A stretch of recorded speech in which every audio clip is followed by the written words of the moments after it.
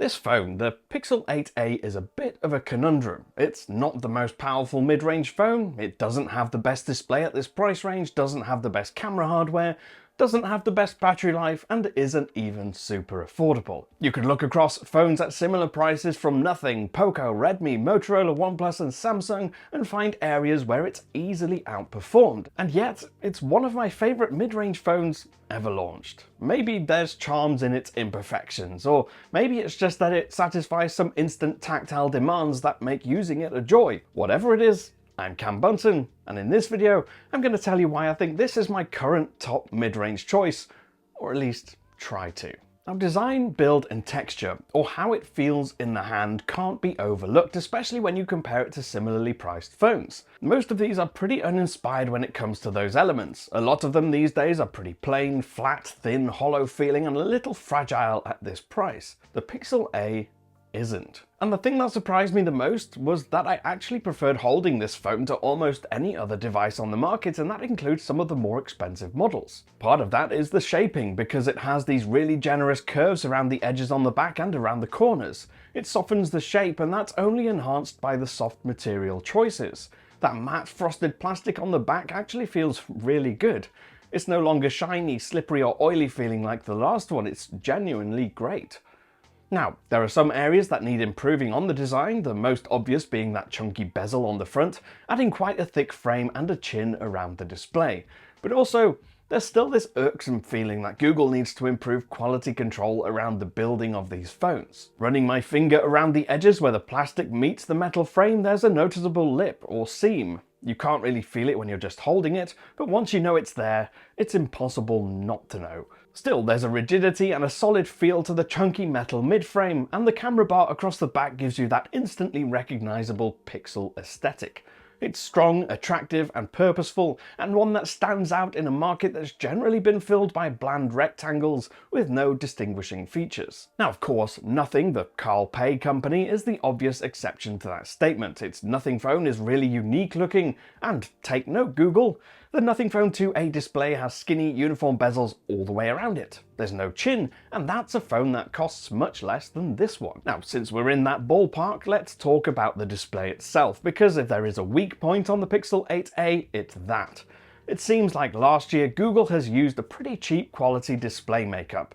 It has some strong points, like the fact that it can reach up to 120Hz and 2000 nits peak brightness for HDR scenes, and for the most part it is generally quite a good experience as long as you're looking at it head on, and the ambient light levels aren't changing lots around you. Where I noticed the weaknesses was when I looked at the display at an angle. It seems to suffer from a similar rainbowing and tinting that the 7a did last year. It's not all that noticeable with the phone's default dark mode enabled, but once the light theme is on, or when you're looking at a mostly white screen, it takes on a pinkish or greenish tint that shifts as the angle of the phone is changed, so it's never completely clean or white. Software is largely identical to what's on the flagship Pixel 8 II, with one or two missing features. However, it gets all the important stuff like magic editing in photos, audio eraser and creative camera modes, plus you'll get major updates for 7 years. And because it's a Pixel made by Google, the updates should land on day one of availability, and you can't say that for any other Android manufacturer,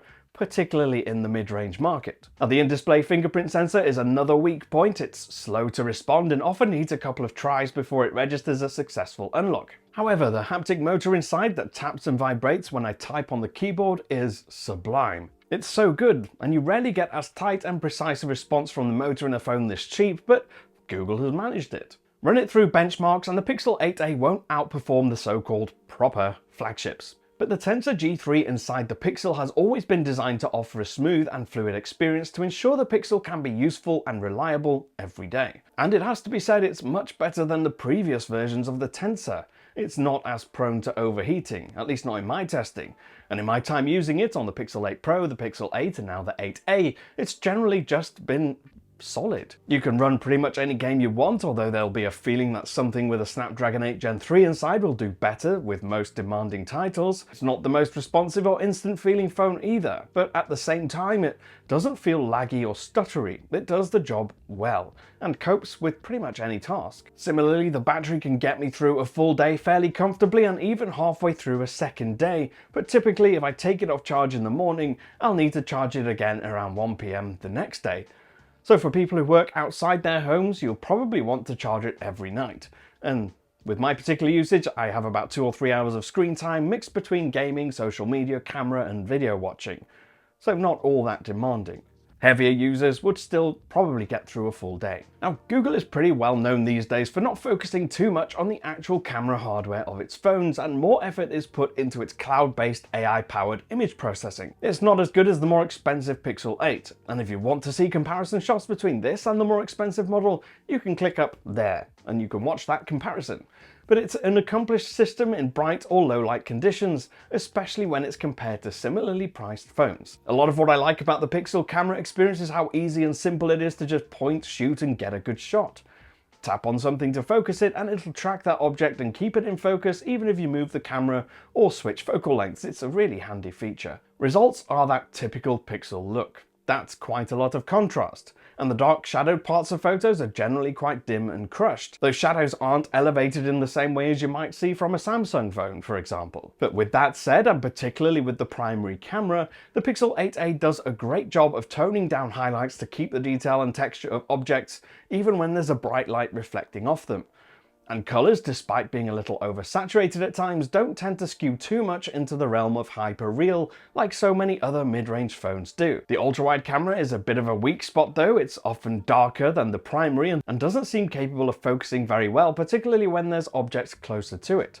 Still, there are similarly priced phones on the market with much worse ultra-wides that produce photos that are rough, harsh and out of focus, and so by comparison to those, Pixel's effort is really good. It's also among the strongest nighttime cameras on the market, at least at this sort of price point. You can shoot exposures up to 6 seconds really easily with the Pixel 8a set to night mode. Completely handheld and you'll get bright, colourful and generally in focus shots. You could argue that results are a bit bright at times, but thankfully there is a little slider that appears on the camera interface in night mode that you can adjust to reduce the amount of time that it's exposing the sensor to light and help reduce that daytime look. You also get lots of Pixel's important camera features like long exposure modes for simulating motion shots and the panning mode that shoots super smooth video for when you're panning across a scene. And video performance in general is pretty strong, delivering colour-rich, vibrant, smooth shots at 4K 60 frames per second, although it can't shoot that higher frame rate and resolution with the ultra-wide camera. So again, that's the weak point here. So in the end, there are lots of things to love about the Pixel 8a.